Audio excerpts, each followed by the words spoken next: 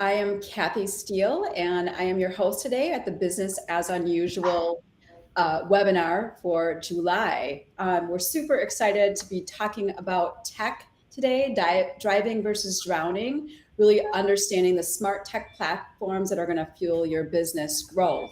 Just a couple of housekeeping items while we're getting started. Wanted to let you know that we will be live streaming on a number of social platforms. If you're not joining us viewing the Restream platform, Dana Welchers will be moderating our LinkedIn session. So if you've got any questions, she will be taking those questions and feeding them into myself and the other speakers today. So we're really excited about this topic. We're going to talk about how to decide what technology platforms are going to help you grow your business, talking a little bit about making some good tech choices and avoiding some bad ones. And then who do you need on your team? Who is going to be the right people to put within this process? And so we're going to get jumping in. You'll see a new face, one of our sponsors, Joseph Guerreri's joining us today. And he is from Insperity. He's a certified business performance advisor. And Joe really helps leaders to address their business growth goals and accelerate performance as a performance advisor for Insperity.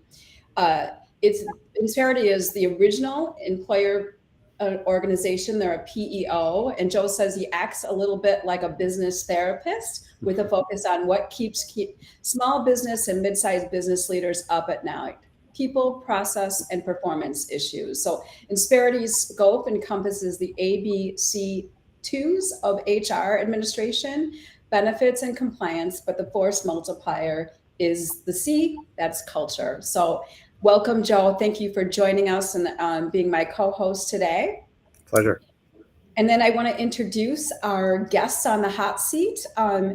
Mike Remke is one of the co-founders of Bonsai. Mike has over 15 years experience in lean manufacturing and operations management in the aerospace and defense market. He's passionate about improving efficiency of business processes and eliminating waste. He has extensive experience using process failure modes and effective analysis. He's also an award-winning innovator and is a certified Six Sigma Green Belt. So thank you and welcome, Mike. And then Matt, his co-founder at Bonsai, is an ex-Googler of 12 years. So Matt served in the retail, consumer goods, restaurant, travel, and finance industries for over a decade, strategically planning billions in digital marketing investments. Matt drove multi-billion realized revenues for his clients. Whoa, that's a mouthful.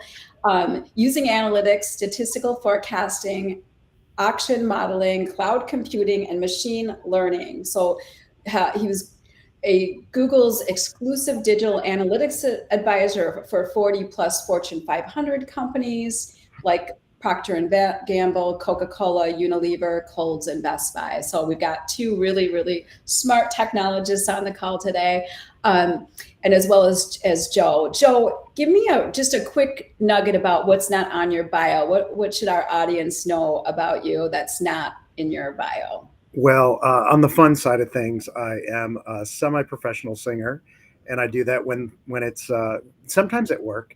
But actually, a couple of us at work are in the same chorus, so that's kind of fun. But then the things at work, what I really enjoy is just helping business owners explore how they could be better. And 90% of the time, it's about the people. It's not about the process all the time. It's about the people that are there, and then the process and technology then enable those good people. So I have a lot of fun doing that. Great. Thank you for sharing. And I have had the pleasure of hearing you sing, and you are fabulous. So Thanks. we were joking before we got on the call that we might have to have Joe break into a song if we get a little off track. So stay tuned. That could happen. Mike, what's not on your bio that people should know about?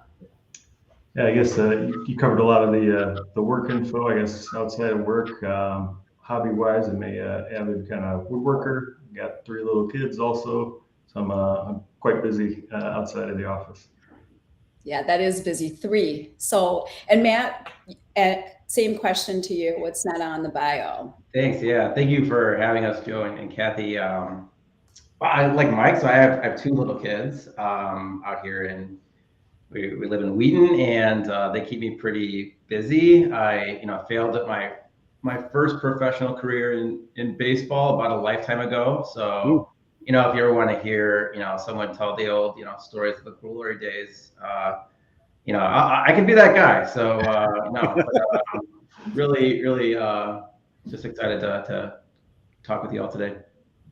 Well, thank you. I'm a huge baseball fan, so I guess we do share something in common. So we're going to jump in to one of my favorite topics. I think having a functional technology stack is certainly one of the most critical aspects of growth strategies. And I think it's, we're all hearing discussion around inflation and recession, and tech enablement is, in my view, one of the most important places to invest in when we are going into leaner recessionary times. So I think this is just such a timely opportunity to talk about this. So as we were prepping for this session, we discussed how, both of our organizations really work with companies that are investing in technology stacks, and some organizations are over investing. A lot of enterprise organizations have too many, are a very bloated tech stack.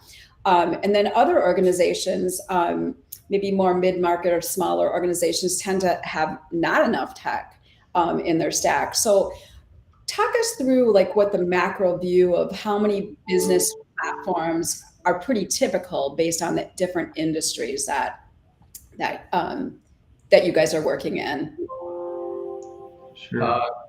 Yeah, I can start with this. So thanks for bringing up the slide. Great question, Kathy. So like you, we see the same thing. We see there's a lot of companies that frankly need to up level the technology they use, and then you kind of have the opposite problem. We actually do research in this specific area, just to give you some context, and you see some numbers on the screen. These are different vertical industries, and at Bonsai we track, I think it's something, correct me if I'm wrong, Mike, I think it's something like around 7,000 companies we currently survey essentially. And so the numbers on the screen are sort of the average number of technologies that these companies have essentially in market just to solve business, customer, and marketing intelligence, right? From advertising all the way to data and technology on top of that. And so you see kind of two columns of numbers there. The column on the right is total tech, all in, and then the middle column, or sorry, the first number there, we call it third-party technology. But what we're really saying is those are the bits of technology that those companies buy and use on average, where the technology essentially is collecting data on the business's behalf, right? It's sometimes known, sometimes not known. But as you kind of look through these numbers, I think our takeaway, and I don't know if it's your takeaway, but we see these numbers and we know technology is important. We know you need a lot of tech, but at the same time, there's a lot of tech here, right? 20, 30, 40 platforms, depending on the space. And our question that we usually start with is why do you have so many? Or is this something that's actually adding value? Mm-hmm. Well, let me throw you a softball. So since you have a baseball background, and let's just ask a broad question about putting it into the words of a business owner, or maybe chairman of the board or a board member, why they want to get more out of the business. So why should businesses invest in an optimal business technology stack? Yeah, it's a great question. You have to reach customers a lot of ways, frankly, and technology is how we do that today, right? And so do you need to engage with new and prospective customers across many different points? And do you need many partners? Absolutely. So I think the idea that you need to have that addressed is fundamental nowadays. You can't scale a business in many respects without solving how you want to approach tech. So I think that's sort of the value, right? And then I guess I'll throw the question over to Mike too, and your perspective on that same one, because it's so good. But knowing you need to solve tech is different than saying that more tech solves everything. Yeah. And kind of to your question, Joe, and kind of along the lines with the chart that we're showing up there is, the part of the effect, right, of having, so much tech at different companies that are shown in the list there, right, is it's not only that you're probably paying for them, maybe some of the third-party tags that are shown up there, maybe those are defunct also. One thing that we actually see quite a bit is, like for example, for a business, let's say you've been using a particular social platform for several years, right? And over time, your particular audience kind of like moves away from that platform for whatever it's not as effective anymore. So you shift your spend off that platform. But anything that you put on the site tech-wise to line up to that social platform, those tags are still firing likely, and the data is going somewhere, and it's also slowing down your site, right? So there's implications of keeping too much tech and not really like cleaning as we go. So it's really important to really be thoughtful about what you pick, because you certainly need to invest in technology, like Matt said, to really drive the business forward. But as that happens, you have to make sure we're sort of looking back at what was in place, and does any cleanup need to occur as you kind of continue down the line. Otherwise, things just keep getting bolted onto the side, and it just gets bigger and bigger. And oftentimes, folks aren't really even aware that it's that this is occurring, or potentially slowing down their site, or even sending data to places that they don't really approve of anymore. Which also has implications more recently with CCPA and GDPR, privacy and consent. So there's implications with that also. So it's a good kind of first place to look. And for us in doing this research, it's very kind of telling of how widespread the issue is, right? Because it's very unlikely that any company is going to need 45 third parties to really operate their site properly. So it's a good kind of barometer for us to see where everybody's at, and then we can kind of work from there with companies. So there's a lot of things that an organization has to consider when they're selecting a technology or a platform, or determining how they can tie things together. And I'd like you to address those, but I'm going to predispose you to the first thing, and that is, we're not at the stage yet, like the Jetsons, where artificial intelligence can really run the business for you. It's still people using the technology, still people interacting with the interfaces, still people figuring out what good and bad data to put in there, and you're trying to stop people from put bad data in, for example. So let's talk about the people impact as one of the first things that you consider when an organization looks at it, because they could have all the best technology in the world and the most complicated interfaces, so they always get terrible data because the humans just can't keep up with it. So maybe start with that as one of the things they should consider, and how you all address it. And then name a couple of other things that are real key. And do we need to advance the slides, or is this a good one to talk on? We got this one, and we got another slide after that kind of addresses. Oh, yeah, that's a great. Yeah. We'll get to that one too, Joe. But so address the people. Address the people related. That, like, you could make the most detailed interface, but human can't keep up with it. There's that fine line. But then, what are some of the other things they should consider? So it's a broad question. Great question. We'll get to like how we think about this in terms of like the steps to success. I think what I'll say off the front though is, from the very beginning, when we have been working with clients as their advisors to optimize what they get from technology and the systems on top of it, we've called that process teams first technology design. And so, like you said, that is where it starts and ends. And so, we see very rarely, once you've identified a certain criteria and category of tools you might be able to use, a lot of times, a lot of different things might work. It has the technical requirements you need.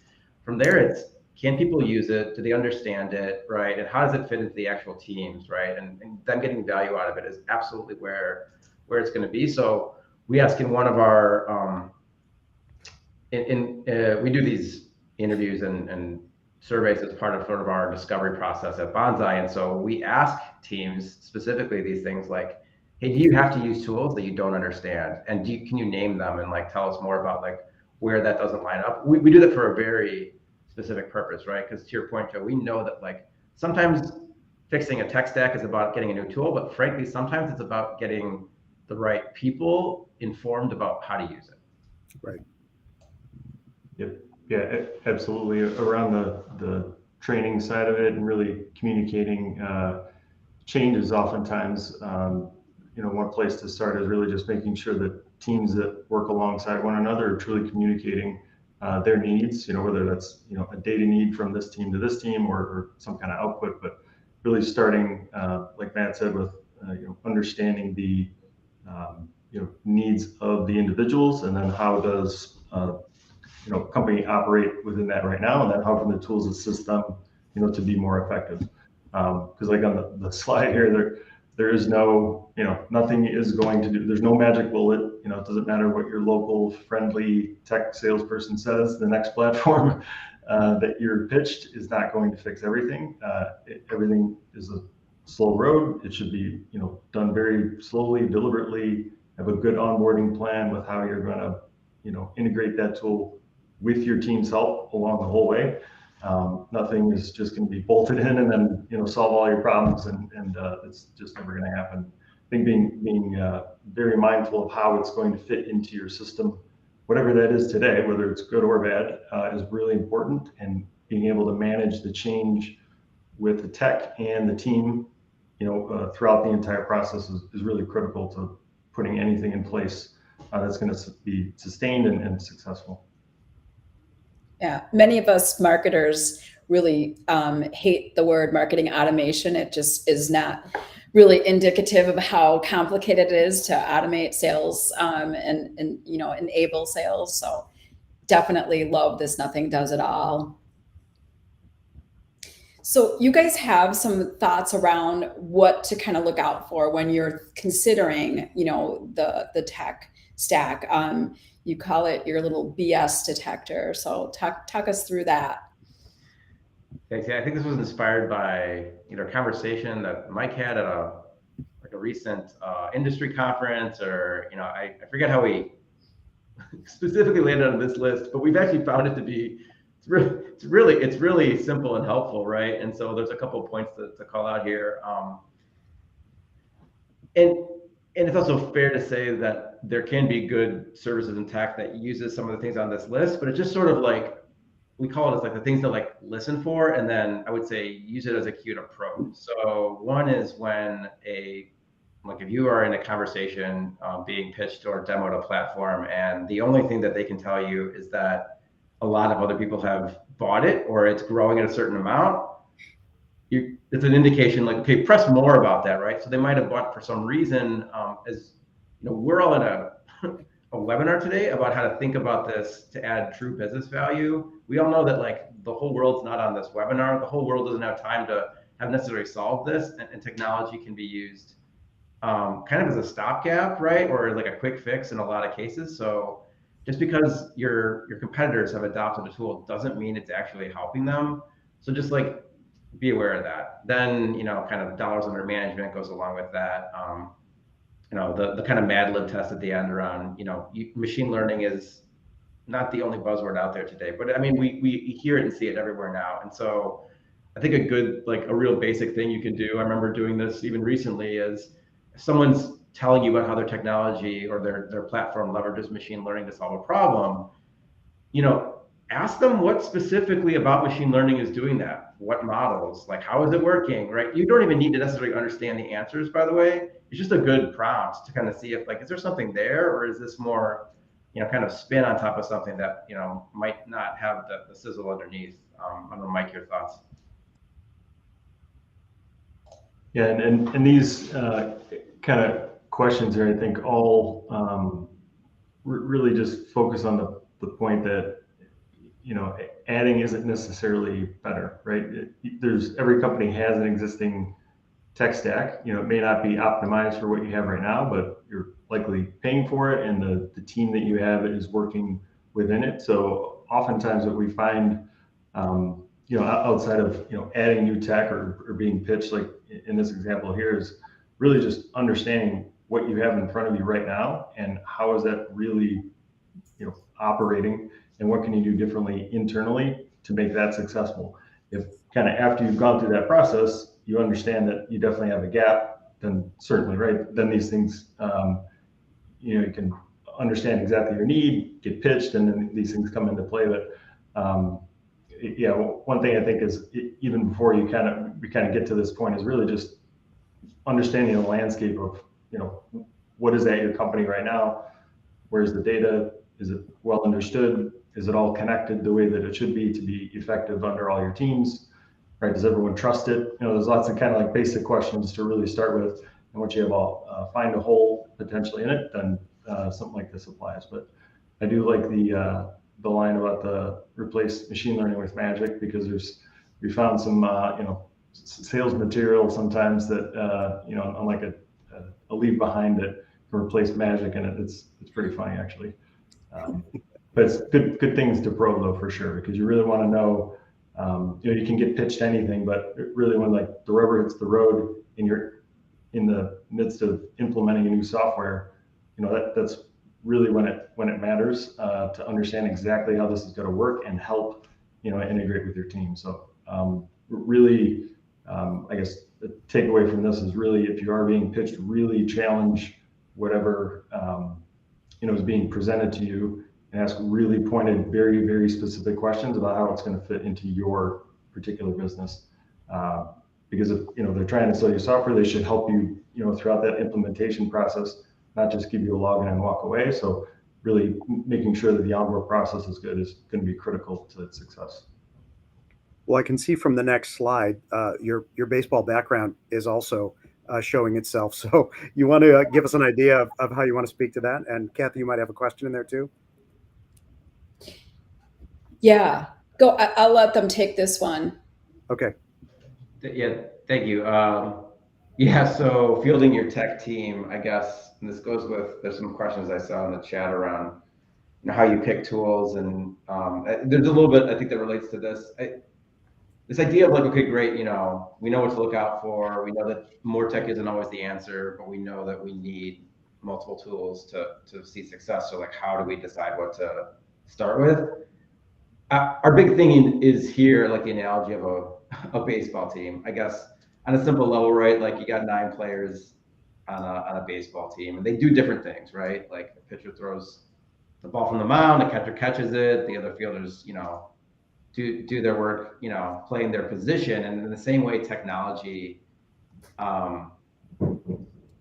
each tool that you could conceivably take on has a specific purpose. Like, again, back to the other slide, like it isn't magic. There are actual, real, important technological things that these tools are providing, but they do a specific thing.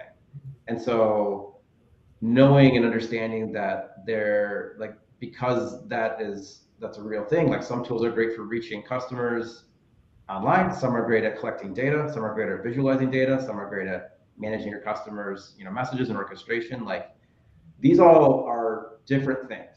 And so the first step is sort of just understanding that, right? And acknowledging that like you're about to possibly add a tool to your tool belt. It might be something that's perfect to help your business grow and succeed, but like, is that does it fit on the field, right?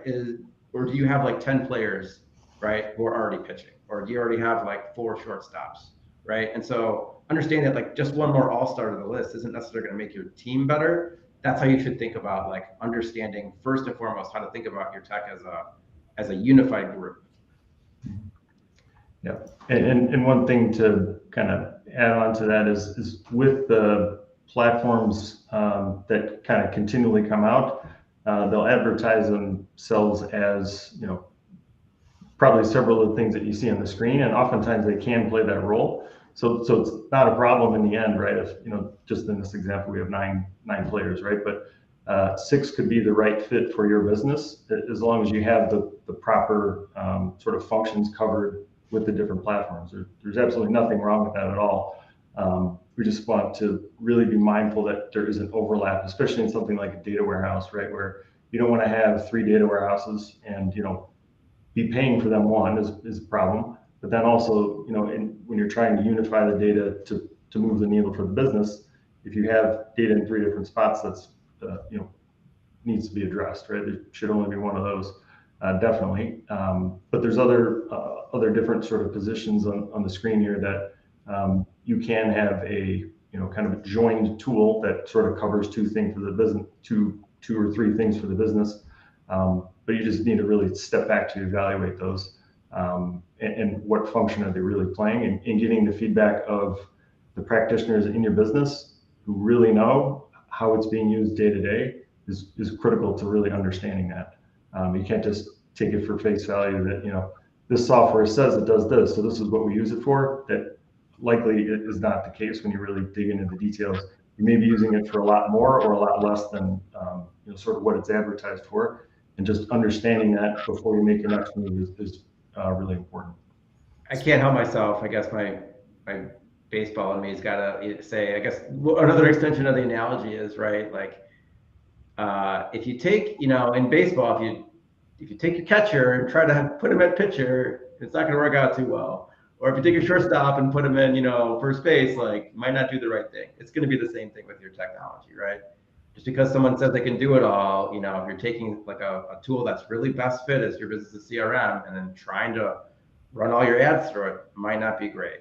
Or if your data warehouse is trying to do your visualization and that's not what it's really great at, same idea. Yeah, I think that, I love this topic because when we talk about any type of investment in this direction, we're really thinking about the entire process. So we're thinking about like a revenue generation system, people, tools, technology, process, and then talent system in the same way. So you're really thinking about the overall system you're trying to build that is inclusive of technology and people. Is there a formula that you guys are using to kind of evaluate, or do you think about people first or the process first? How do you kind of, before you field your team, like how do you roadmap that system that you're trying to build? Yeah. For our engagements, we normally start kind of exactly like you said. We'll draw a map, and that's a very very interactive process. With all the leaders and practitioners within a business to draw the boxes, connect the dots, and really understand what data is going from this platform to this one. Is this actually going out to the audiences that you want? Is it actually flowing into the data warehouse the way that you thought it is, right? And really walking through every single piece of tech that people are using today, whether they're actively used or not, is sort of irrelevant, right? If it's part of the current system, we map out the entire thing to really get a common language. I think it is really important with anyone that we're working with to. You can always rattle off the names of companies that you're using, and until you really see, on a page exactly how they interact in day to day and how the data connects. Until you see that, it's hard to understand really where the gaps are. So that's the first thing that we'll do to really just kind of set the scene for what to do next. And oftentimes, just from that map, you can really see some big gaps or duplication of effort over here, or places where you can connect a lot of data to make a big difference. Plus one to that. And then I think the paired thing we do is when we look at our tools, like the expertise we try to bring at Bonsai, is we call it fitness for use in terms of how we evaluate, but be very like declarative and specific, like this tool can do this, right? So that when we're looking at that map, if we hear from a team, hey, well, I'm trying to get my marketing ROI from this data point. And we're like, okay, well, like that data cannot give you that, right? There's a gap, right? And so sometimes it's solved with a tech or a different integration, but those like understanding what each data set essentially from each tool, like what it can and can't do, it's huge for us. Because then it helps us not just from the perspective of showing how they, like Mike said, when we map it, you can see big gaps, but when we see there's a problem where someone's trying to use data to do something it can't do, there's we see a lot of opportunities there to say, like, there's an easy place, right? Help the lives of the teams using it, help the organization, right? Get better answers. And a lot of times it happens with, pretty simple steps, right? Either, lift and replace or just reconnect in a different way. Right. Well, I'm going to circle back to a question as we're kind of talking about building your tech team. We got a question from the audience around how do you handle the fact that people have preference, like a preference around using certain technologies when you're thinking about just picking the right technology? Like, how do you handle that influencer that wants their favorite tech to be utilized? I have two thoughts, Mike. Love yours too. So we're really proud to be agnostic, and what we mean by that is, again, I don't think it's not that common where we're working with an organization and here's this challenge the marketing or business intelligence or other team has, and we take a look at it and say, hey, guys, this tool just doesn't work. They need to buy something completely different. I mean, it happens, but it's far less frequent than you think. And so those preferences really matter when we evaluate, right? Because there's a lot of like shared organizational history there. Like people are going to be better at using tools that they prefer and understand and can activate, and like we're huge on that. And so for the most part, we try to lean into that. There are times when the tool that people prefer to use doesn't have the answer that they thought, and then those are the challenging conversations. So but we try to have those conversations very specifically to say it's not about taking this tool away, it's helping you utilize what you can and can't get out of it, if that makes sense. Yep. Yeah, makes total sense.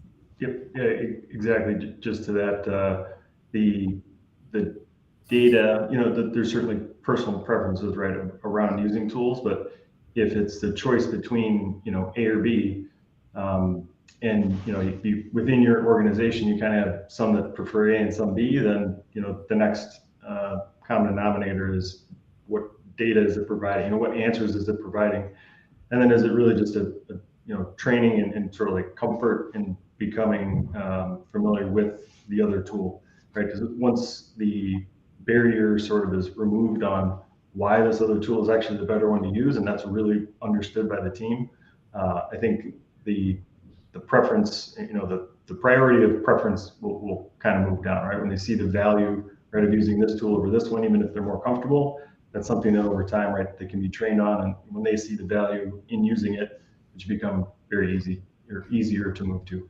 Another interesting dynamic that we say is, it's funny, teams won't even know this until we go through this process with them, but a lot of times the tools that the people on the teams like to use are the right ones, and then the ones they don't like to use are the wrong ones, and they don't even know, like it's rooted in the fact that it's not helping them. And so a lot of times just simplifying this, you realize people end up working with the things that they like the whole time. Like, oh, this is great. I only need to work with this tool now. I don't have to work with these other ones. But like this process helps illuminate it. Because again, like going back sometimes in an organization a few years, what's their perception of things? Well, they thought these 5 things magically answered everything. So of course they would need to understand them. And they think that the problem is like their fault or their team's inability to use it, when really the fault is just they didn't need to be doing it at all in the first place. Yeah, and I do think that adoption, implementation are just like mission critical pieces of the puzzle. And I know, like, when is it right to start to look for an alternate solution? Does that sort of factor? This just came up yesterday for us, where we're, we've got a tool, it's working for the client, but it doesn't do everything we'd like it to do in this next phase of what we need. So now we're talking about creating some workarounds so we could stay in a tool. Like, how do you address those types of questions and challenges? And the workaround is kind of tricky, because if there's value being provided by the current tool, you can do the calculus to say, if I add this tool and get this feature, this is the business impact. And if that isn't too great, sticking with the current tool that you have is fine. But then once you start adding in workarounds, one of the terms that we use a lot is using data factories, right? Which is the thought of sort of basically manual manipulation of data on a day-to-day basis to sort of assist you through your day, right? You get this report every morning, but then you go in and you run your macro, and then you color these fields and you change that cell every day, and then that's your number, right? That extra work that you do on the side of what comes out of a platform is a risk, right? It's a risk to your business. It takes up a bunch of time. And when you kind of build on those sort of workarounds over time, and then your business relies on those, it's something that isn't as stable, really. so it can have some errors in it, and plus it takes up more and more time. So something to just be mindful of in making that decision of do we stay or do we move to this tool is, how many workarounds do you need to make to sort of fill that function of the other platform, and taking that risk into account, before you would do the transition. And then if you are going to make the transition, I think it's just really important to communicate what is changing and why with the entire team, and bring them along throughout the entire process. You never want to have a tech change communicated via email or, hey, here's your new login for your system, right? That is not going to work for anybody or the business. So making sure that all the key stakeholders, practitioners that are involved with the particular tool are there from the beginning, because they'll be able to root out a lot of the problems of the transition too. Well, guys, let's talk about the people part of it again. I can't help it, but I've got to go back to that, and you won't be able to help it by using a roster terminology and sticking with that baseball diamond. So tell us what the things to consider as you're building the roster, and let's go on to the next slide.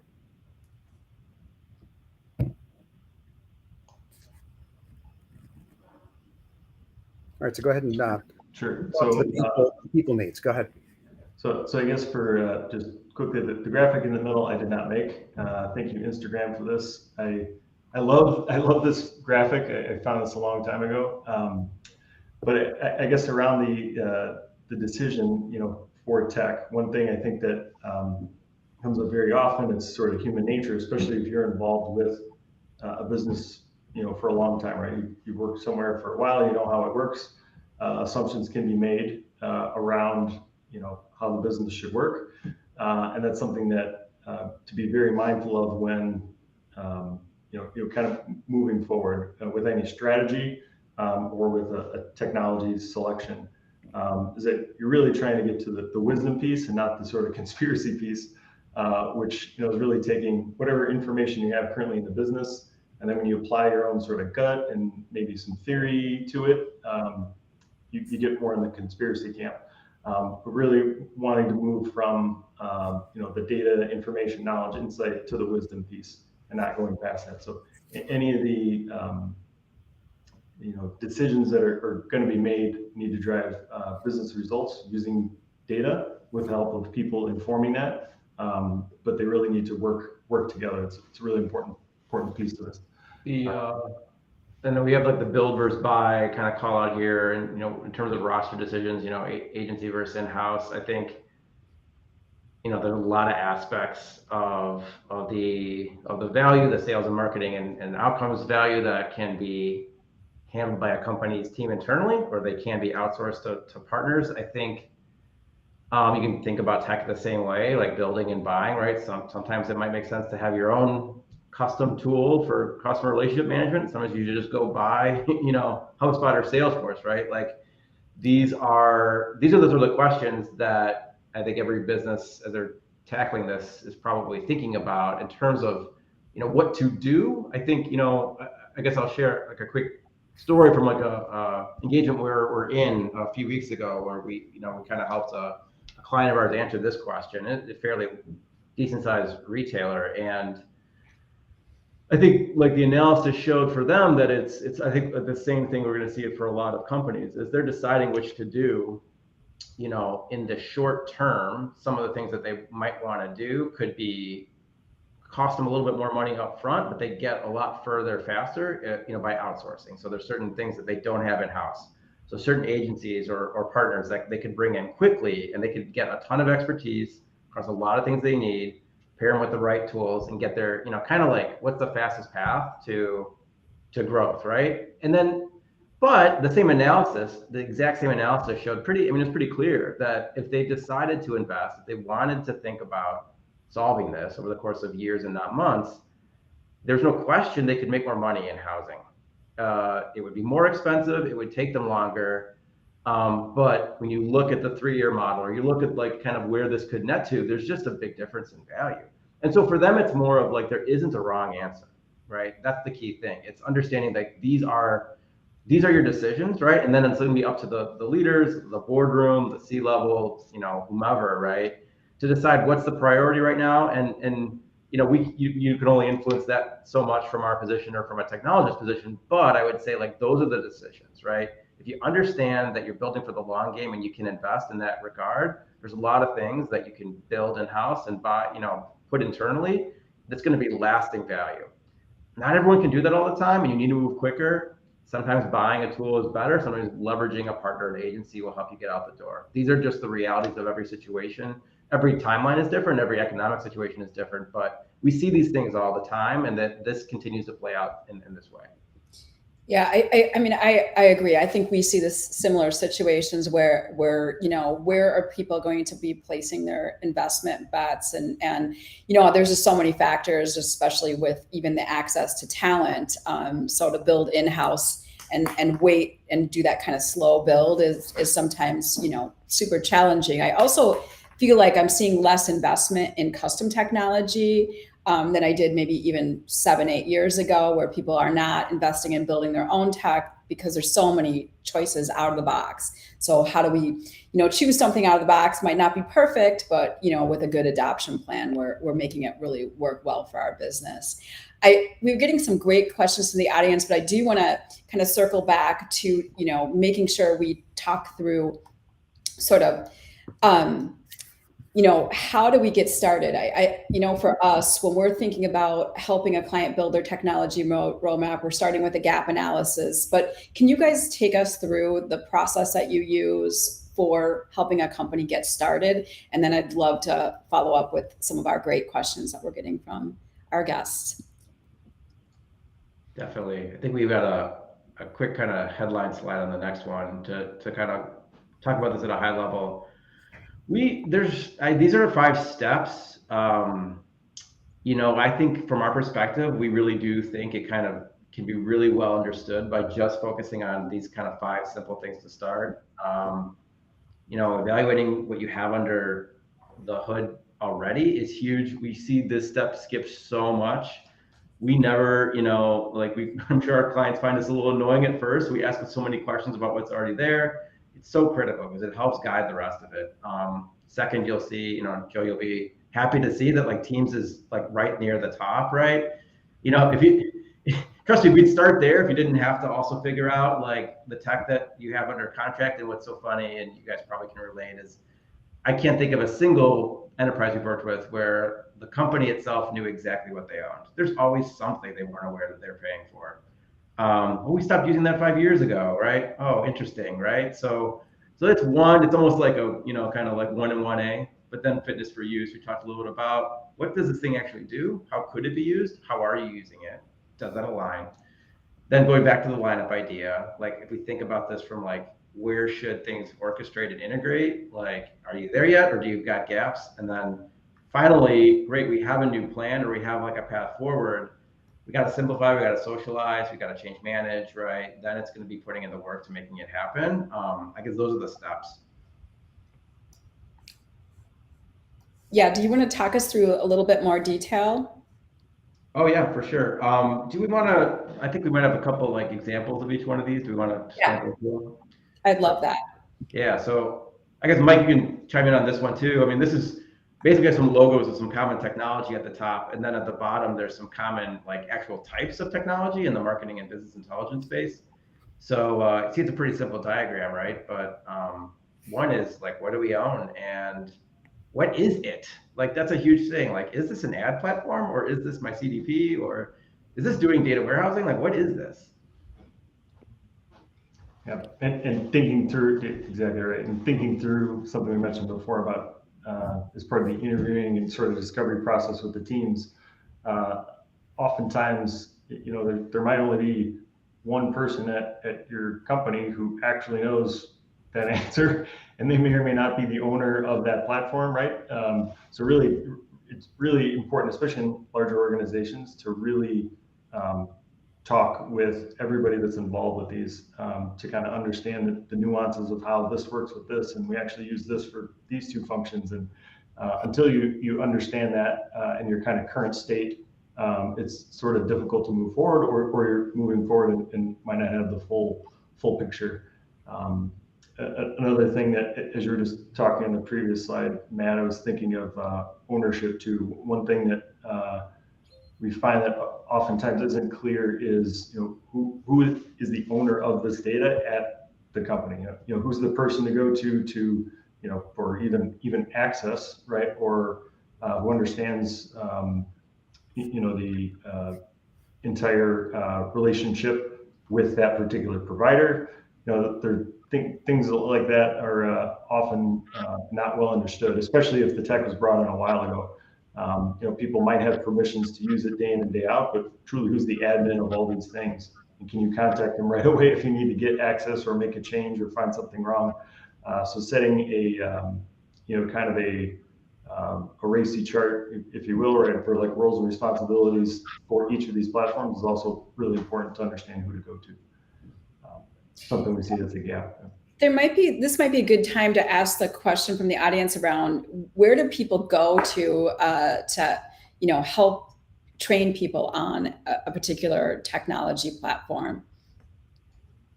That's a great question. Yeah, I mean, it definitely gets into the second part of like this process around teams.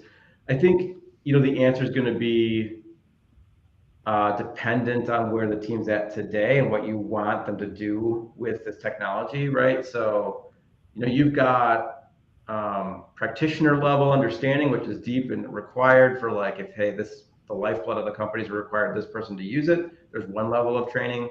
There's another level of training that might be, hey, I don't need to know how to do everything here, but I need to understand what it's telling me, right? So this is probably not, again, unique, even at Bonsai internally, right? We use different scaled resources depending on the training needs. So sometimes like we've got Coursera, Udemy, there's other, like, let's just call them, like, if you want to get an understanding of something at a broad level, those can be great places. But yeah, like sometimes there's going to be a need for, a firm to come in, either the partners who work at the tech platform themselves sometimes have specialists, or you can work with vendors to kind of do hands-on in-person training. I think once leadership understands what exactly they want to get out of their team and how deep they need to go, it's clear. And I think if you invest in that, you consider that part of the cost of onboarding and bringing something on, you're going to be very happy, because then you're going to get a lot of that upfront value. The survey your teams thing here too is sort of the paired thing with that, which is not just, we do ask around how people's comfortability and what they prefer. Another question that we feel like we're asking all the time that we don't hear asked enough is in our surveys. We'll just say, do you trust the data you use to make your last decision? And then like that question across lots of parts of a company. And like, this is a, kind of a little bleak, funny example, but like, this is sometimes the answers we get back, right? And so in the cases where it's like, I don't trust the data, that can be a training thing. Sometimes it can be underlying issues though, right? And so we think that it's another important component to understand where to start.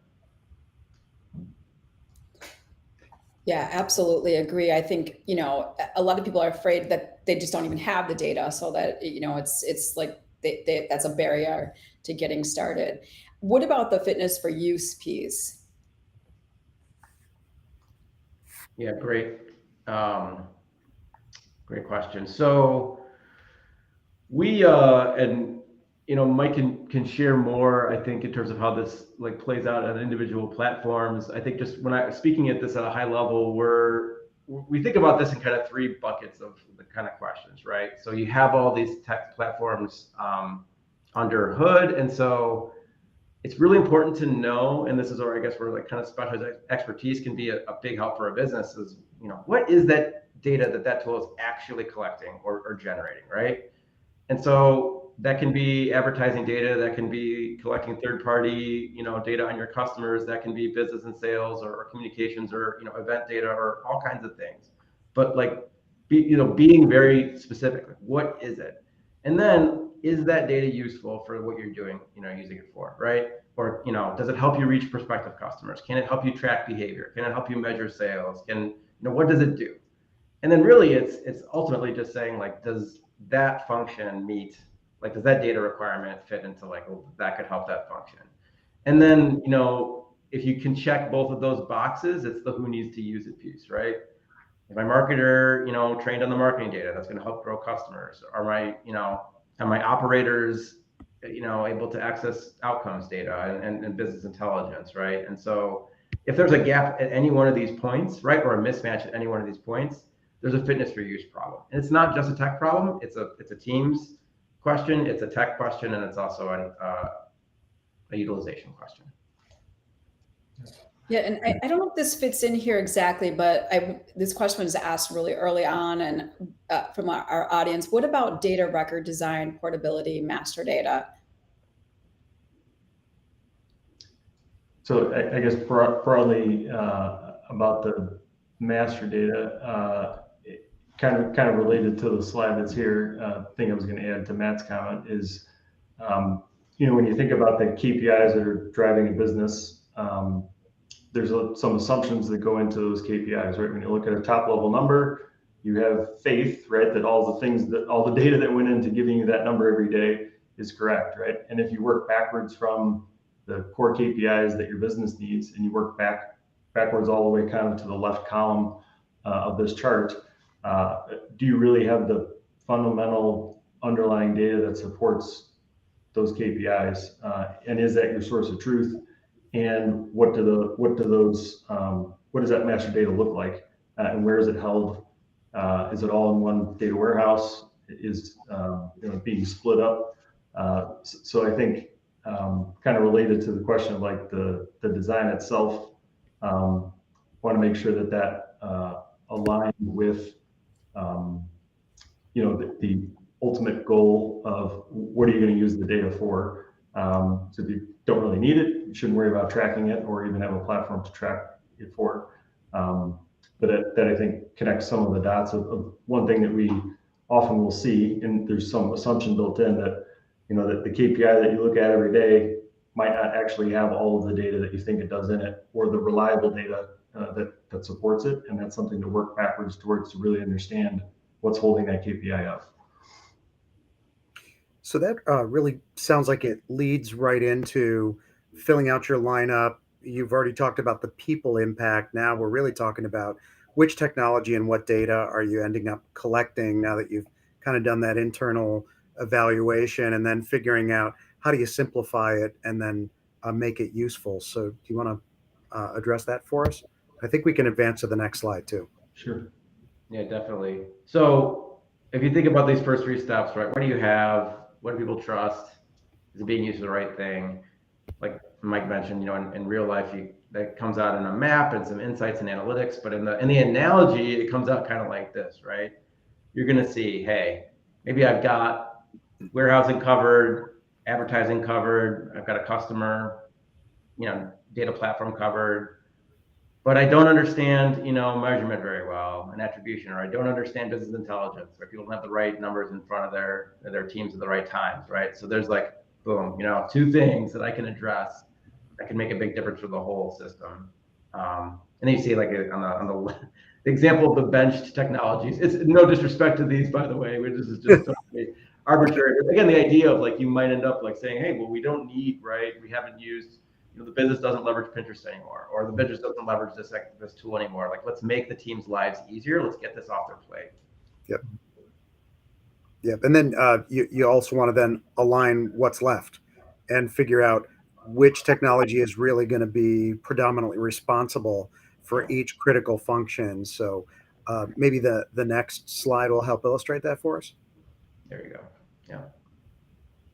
Yeah. As part of that, as we just discussed, right, trying to simplify the stack overall. More tech is not better, I think is kind of the thing we've covered today. But whatever you end up landing on, making sure that the roles and responsibilities for all of the key stakeholders is very clear. Making sure that they have access to it, and really a continued communication with that data. Whether that's sort of a join meeting weekly between teams to make sure that you're just keeping up with things, so that the silos don't form.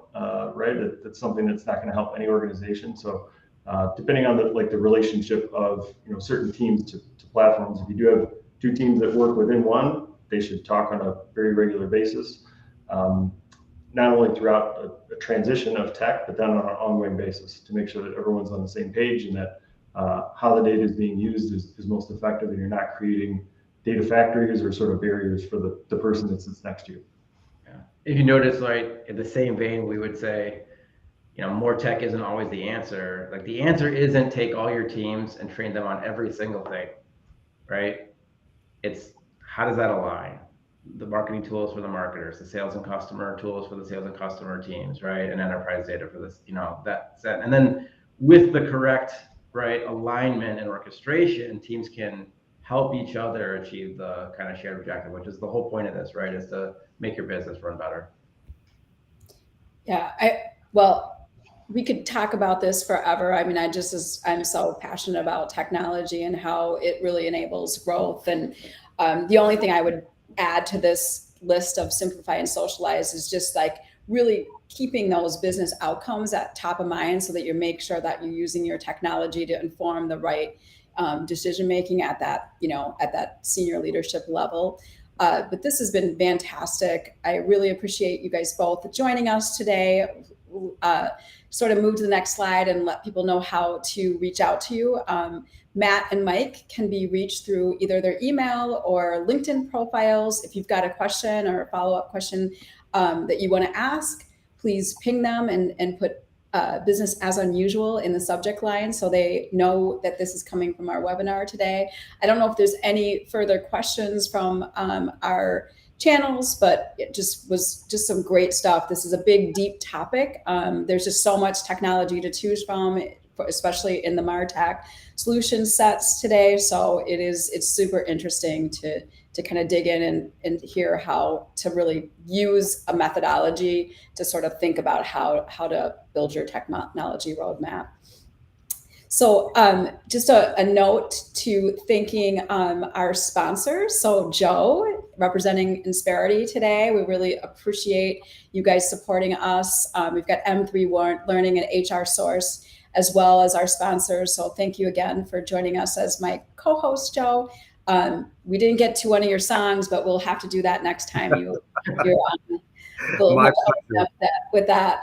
And then I want to make sure everybody knows about what's coming next. Another really critical business opportunity is just to how to build better client experiences as we, as I mentioned early on, as we move into more recessionary conversations. I think retaining your customers, your current customers, is going to become mission critical for all types of businesses. So, what are some things that you can do in your organization to ensure that you're building those strong relationships with your existing client base? Chris is a good friend. He leads a sizable accounting firm. So he's got some interesting experiences, and he's going to really walk us through a case study of how they did this in their organization, and have his accounting team really working as relationship builders for retaining their customers. So it's gonna have some really incredible takeaways. And then lastly, I just want to thank everyone for joining us today. Matt, Mike, thank you so much for sharing your subject matter expertise. Again, Joe, thank you. And if you have joined us for the first time, I'm Kathy Steele from Red Caffeine, and we're a growth consultancy, and it's our mission to build organizations that clients want to work with and employees want to work for. So you can be badass to the bone, just like us. So thank you everyone for joining us today. Thank you, Joe. Thank you, Kathy. This was wonderful. Thanks a lot. All right.